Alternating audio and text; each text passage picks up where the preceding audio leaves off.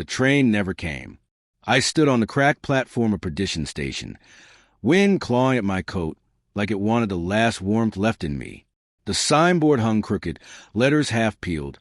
Perdition, POP3. Someone had scratched out the 3 and painted a fresh 0 long ago.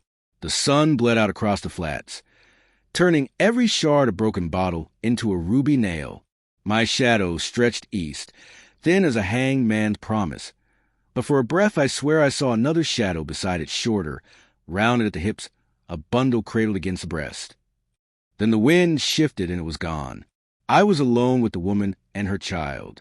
She sat on the single bench, skirts dusted the color of bone, rocking the baby slow even though it hadn't made a sound in an hour. Her face was shaded by a black bonnet, but I could feel her eyes on me the way you feel a rifle bead between the shoulders. I'd ridden in on the afternoon stage, meaning to catch the westbound that was already 3 days late. The driver had spat tobacco, laughed like a coyote, and left me with my saddlebags and a promise that the rails still ran. They didn't. Tracks ended 50 yards past the water tower, twisted and melted like licorice left in hell's stove. "Ma'am," I said, touching the brim of my hat, "ain't no train coming." She didn't answer. The baby stirred, gave one thin mule, then quieted again. The sound scraped something raw inside my chest. Reminded me of another cry, years back, in a canyon the color of dried blood. I stepped closer. The platform boards groaned like old sinners. Storms rolling in from the Sangre de Cristos. "You'll want shelter." Still nothing. Only the wind and the slow creak of the bench chains. Then she lifted her head. Her face was beautiful the way a sharpened blade is beautiful. Clean lines, no mercy. Eyes the pale gray of winter river ice. When she spoke, her voice carried the hush of parlor curtains and grave dirt. "He said he'd hold us both," she whispered. "My husband, he promised." The baby freaked again, louder. I saw then that the blanket was soaked dark at the bottom. Not milk. Blood doesn't smell like iron out here. It smells like pennies left in the rain. I swallowed. "Where is he, ma'am?" She smiled, small and terrible. "Waiting on the train." Night dropped sudden as a trapdoor. Stars came out sharp enough to cut rope. I built a fire in the empty ticket office because the station house itself felt wrong.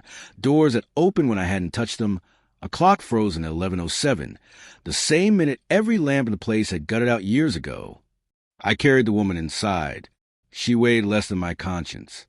The child never cried again. I laid them on the counter where tickets used to be sold. Her hand brushed mine when I took the baby, and her skin was cold as well water in January. "What's your name?" I asked. "Mercy," she said. "Mercy and Caldwell. And this is Ruth." The baby's face was blue at the lips. I knew dead when I saw it, but something in me refused a knowing. I tried to warm them both by the fire. Fed split pine till sparks flew up the chimney like desperate souls. Mercy watched the flames with that winter river stare. "He was a good man," she said, until the silver called him. I didn't want her story. Stories out here are heavier than saddlebags and twice as likely to get you killed.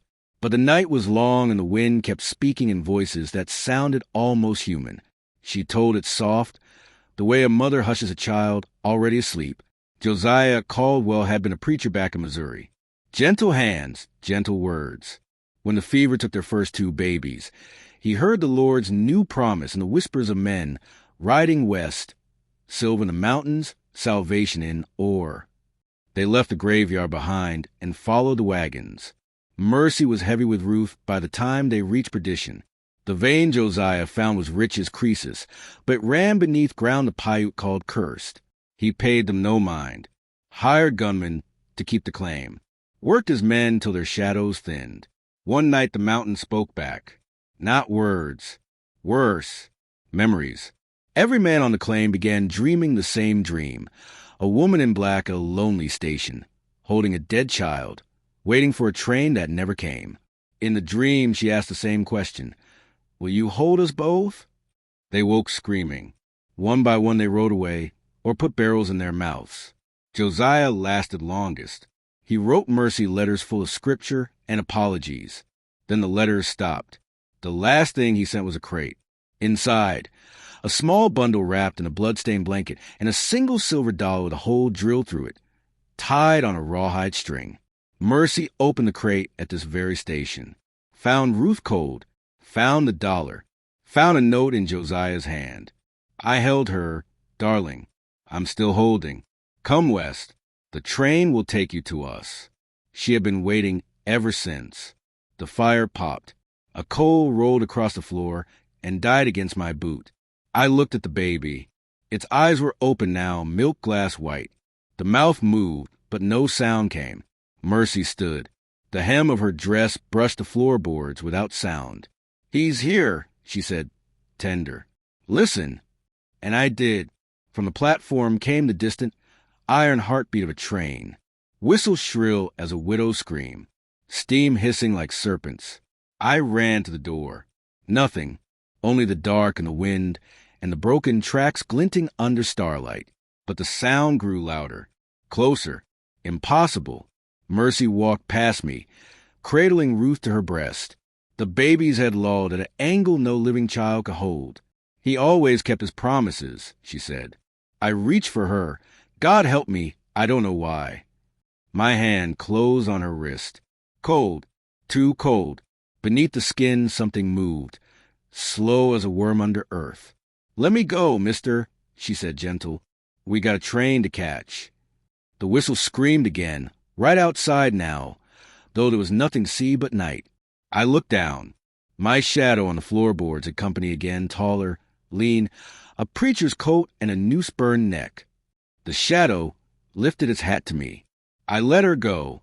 She stepped onto the platform. The locomotive's headlamp flared white blinding, though no rails carried it. I saw the engine clear.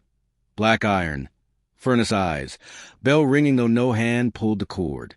Painted on the cowcatcher in letters of dried blood. Redemption or bust. The door of the passenger car slid open. A conductor stood there, face eaten away to grin and bone. He tipped his cap. Mercy climbed the steps. Turned once. "Thank you for minding us," she said. "He'll hold you now." The train lurched forward. No wheels touched iron. It simply moved, gathering speed, whistles shrieking joy and grief together. I watched it shrink across the salt flats until the lamp became a fallen star, and the sound faded into the wind.